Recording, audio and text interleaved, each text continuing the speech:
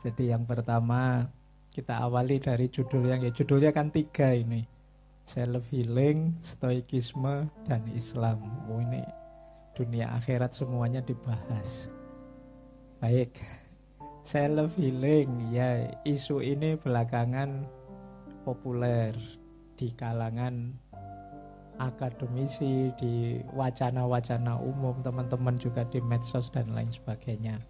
Karena memang begini, saya beberapa kali membaca artikel itu, tingkat depresi, tingkat galau anak-anak muda hari ini itu meningkat drastis. Saya tidak tahu yang hadir malam hari ini ada yang masuk kategori itu atau tidak. Jadi banyak yang mengalami disorder, jadi banyak mengalami masalah kejiwaan oleh berbagai hal. Bahkan mungkin oleh hal-hal yang tidak kita duga-duga sebelumnya. Misalnya dulu orang anggap kurang informasi itu sebagai kelemahan, maka orang solusinya mbok yo yang banyak informasi. Ternyata banyak informasi, banjir informasi juga malah masalah. Ya termasuk berhubungan dengan stres, studi kah, berhubungan dengan hidup sehari-hari kah, berhubungan macam-macam. Ternyata banyak informasi itu kadang malah membuat bingung.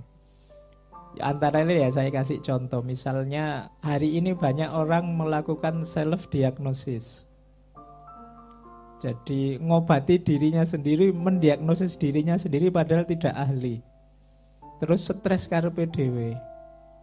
Pusing sedikit saja terus, jangan-jangan stroke iki ya. Jangan-jangan ngono. Karena seringnya membaca gejala-gejala stroke adalah yang pertama pusing, yang kedua terus kita self diagnosis terus stres sendiri, terus muncul penyakit beneran namanya psikosomatis. Itu dari ranah kesehatan. Dari ranah pendidikan misalnya, saya tidak perlu menyebut betapa bingungnya teman-teman hari ini dengan situasi pendidikan. Ya pendidikanmu sendiri, ya pendidikan secara institusional, secara nasional. Kemarin ada banyak yang mengeluh ke saya itu, Pak, saya menyesal sekali Pak, cepat-cepat lulus. Kenapa? Karena begitu saya lulus itu loh, kok sekarang aturannya tidak pakai skripsi. Padahal kemarin saya nyusun skripsi itu stresnya luar biasa, pontang-panting. Lah kok enak saya lulus tiba-tiba sekarang tidak ada skripsi. Nah, ini salah satu contoh. Terus gonta-ganti kurikulum dan lain sebagainya. Apalagi kamu stres dengan dosen pembimbing lah, dengan apalah, itu banyak yang curhat-curhat begitu. Jadi ada banyak momen, ada banyak situasi keseharian hari ini yang itu membuat generasi hari ini terus jadi tidak tangguh. Muncullah istilah yang mungkin teman-teman yang muda tidak suka, istilahnya generasi strawberry. Jadi generasi hari ini itu seperti strawberry, indah kalau dilihat di luar tapi rapuh di dalam. Strawberry itu kan dalamnya mudah hancur, meskipun kalau digambar, kalau dilihat, kalau pakai hiasan di gelas itu kan indah. Nah, kondisi semacam ini kemudian memunculkan banyak gejala-gejala mental disorder, yang itu sebenarnya sebagian besar obatnya dari diri kita sendiri. Itu yang nanti disebut self healing. Jadi membereskan cara hidup kita, jadi tidak dari luar tapi obatnya dari dalam. Itulah mengapa kemudian gagasan-gagasan seperti stoikisme ini terus masyhur hari ini, populer. Buku filsafat teras itu kan membantu banyak menyebarkan ide stoikisme itu. Saya tidak tahu sudah cetak ulang berapa puluh kali dan masih bestseller sampai hari ini. Saya di banyak sesi diskusi juga tema paling banyak yang harus saya bahas tahun-tahun belakangan ini 2. Yang pertama itu tadi tentang stoikisme, ketenangan jiwa. Yang kedua tentang cinta. Itu pokoknya tema perennial ini. 2 tema yang paling banyak saya bahas ketika yang undang teman-teman mahasiswa. Nah itu paling tidak menggambarkan situasi hari ini ketika banyak orang gelisah, banyak orang jiwanya mencari pegangan, mencari jalan untuk ketenangan dan lain sebagainya. Dan memang stoikisme seputar itu yang dibahas, yang diajarkan. Itulah mengapa kemudian banyak orang yang tertarik dengan kajian ini. Saya di beberapa podcast juga membahas tema ini sampai hafal. Makanya ndak usah heran tuh Pak Faiz ndak pakai teks apa naskah pun wis kadung hafal. Karena terlalu sering dibahas. Semoga malam hari ini kita tegaskan lagi beberapa idenya, beberapa isunya. Baik, saya lanjutkan Mas Ading. Jangan lihat saya kayak terpesona gitu. Baik, saya lanjutkan ya. Yuk, self healingnya. Ya karena memang kenapa sih kok dari diri penyakit itu kan jenisnya 3. Ada disease, ada illness, ada sickness. Disease itu ya penyakitnya sendiri.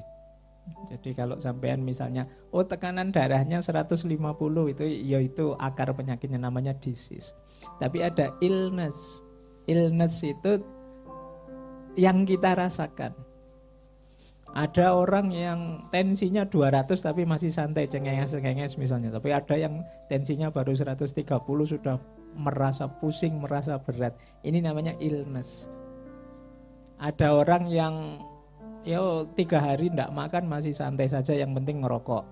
Ada yang wong telat sarapan saja rasanya kayak tidak makan berhari-hari. Ada yang begitu. Itu tanggapannya terhadap fakta rasa sakitnya. Ini namanya illness.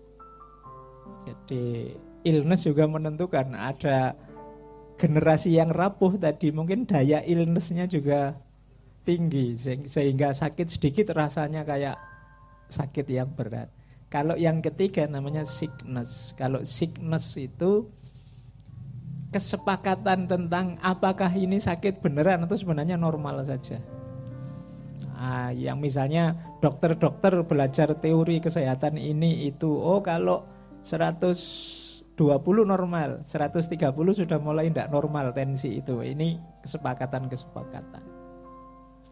Nah, ini yang sakit. Nah, berarti apa? Ada andil diri kita dalam rasa sakit itu. Termasuk illness tadi. Jadi apalagi penyakit yang berhubungan dengan mental. Disitulah menarik kemudian kita masuk ke tawaran-tawaran dari salah satu aliran filsafat yang kita kenal sebagai stoikisme. Yang memang dulu yang awal mengajarkan itu filosof namanya Zeno.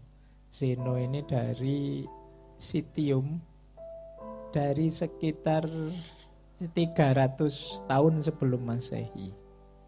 300 tahun sebelum Masehi itu berarti 3 abad setelah Sokrates. Sokrates 600-an tahun sebelum Masehi.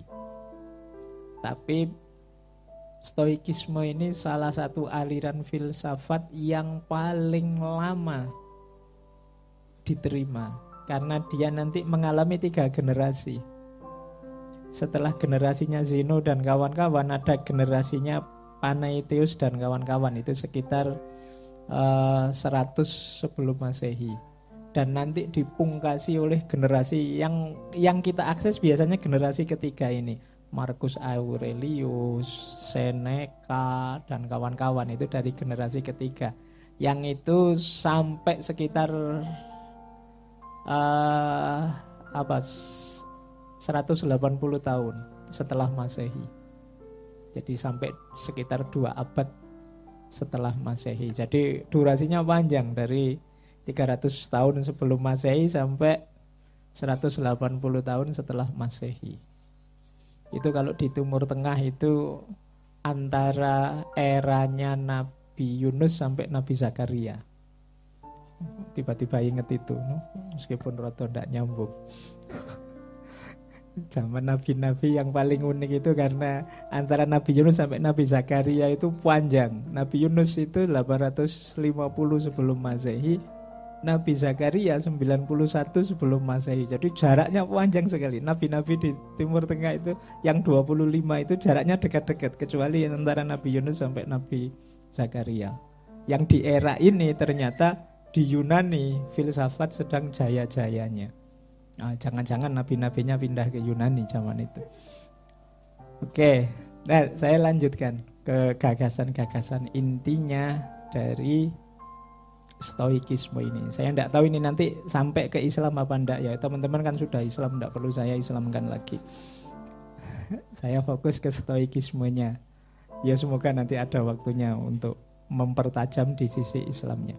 Jadi stoikisme ini hakikatnya melanjutkan ajaran-ajarannya Sokrates. Jenis etikanya sama dengan Sokrates, namanya eudaimonia. Eudaimonia itu etika kebahagiaan.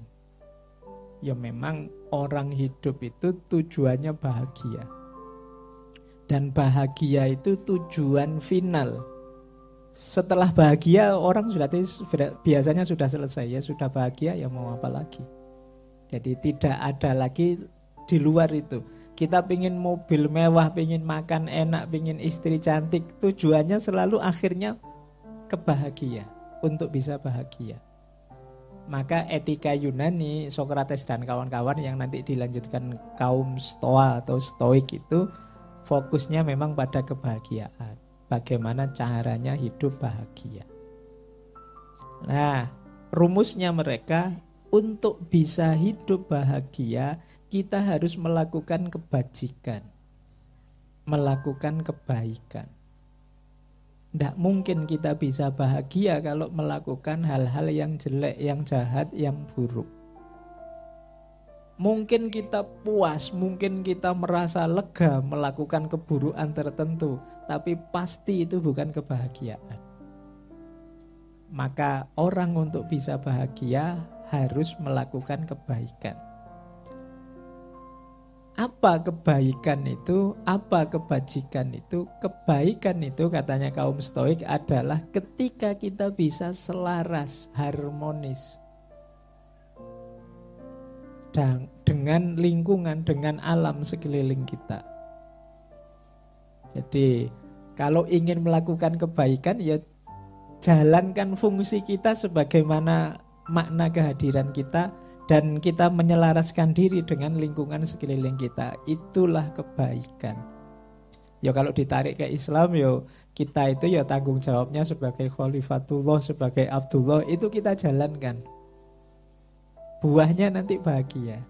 Ini apa situasi kita di tempat kita ada, sesuai dengan peran dan fungsi yang dituntut dari kita. Berhadapan dengan kita sendiri, dengan sesama kita, dengan alam sekeliling kita, itu cari posisi dan peran yang paling pas.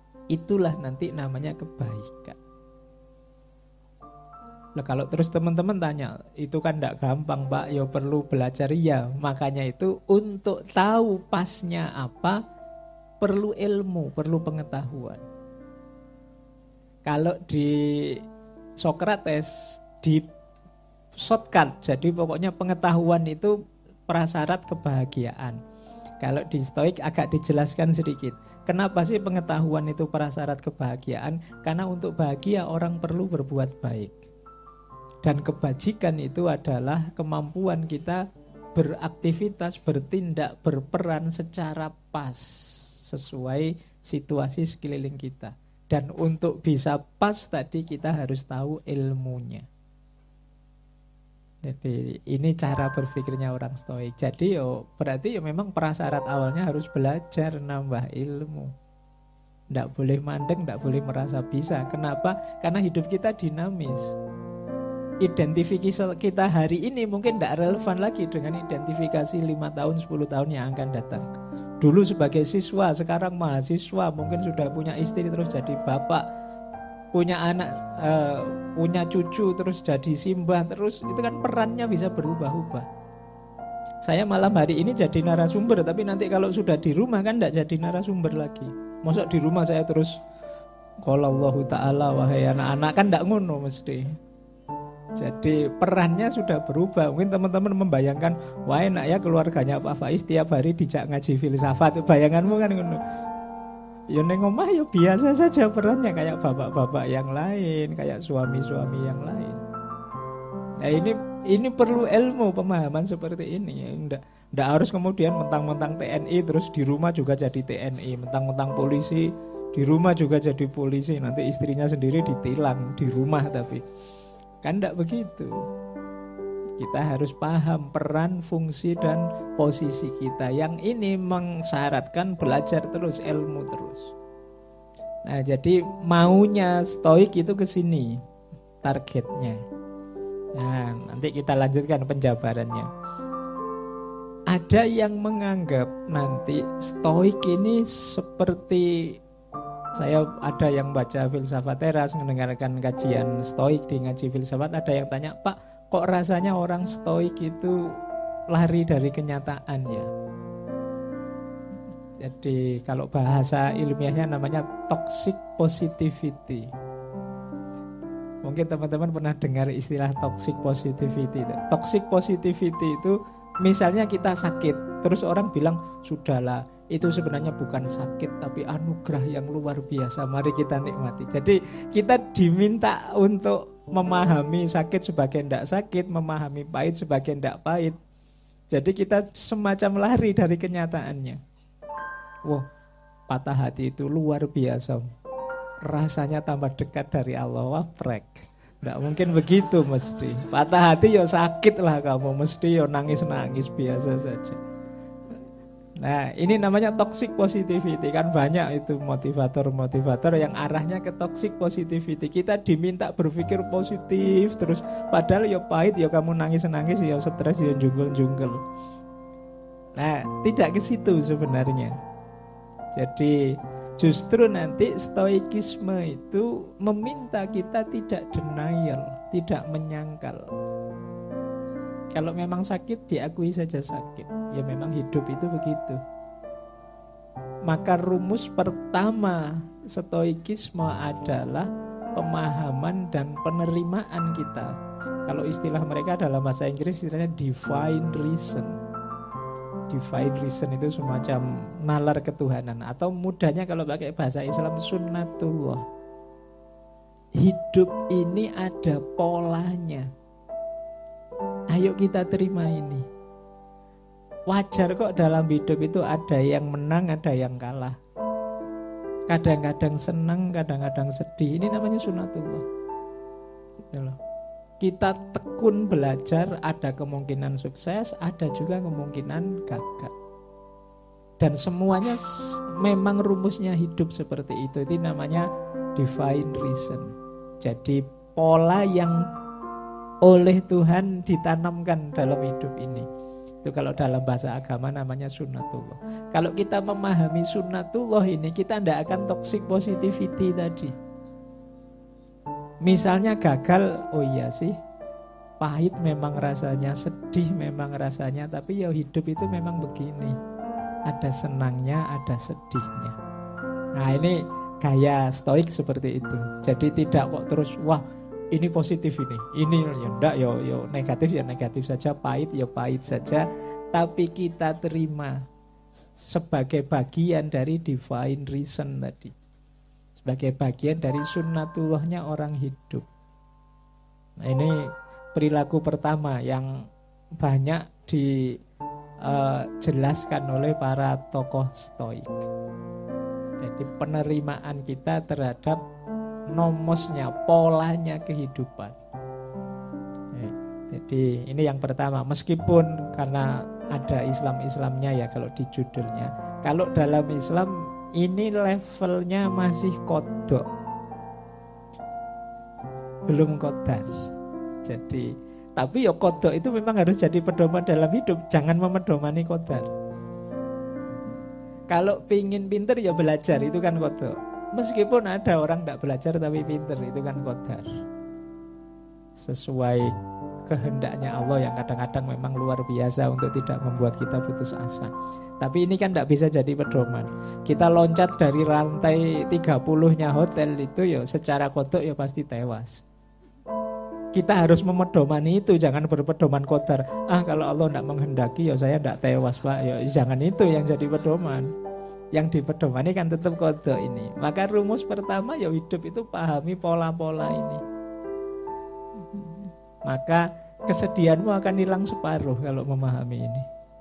Wah, Mas, semester ini nilaimu jatuh loh. Ayo biasa, hidup memang begitu ya. Kadang nilainya naik, kadang nilainya jatuh, biasa saja.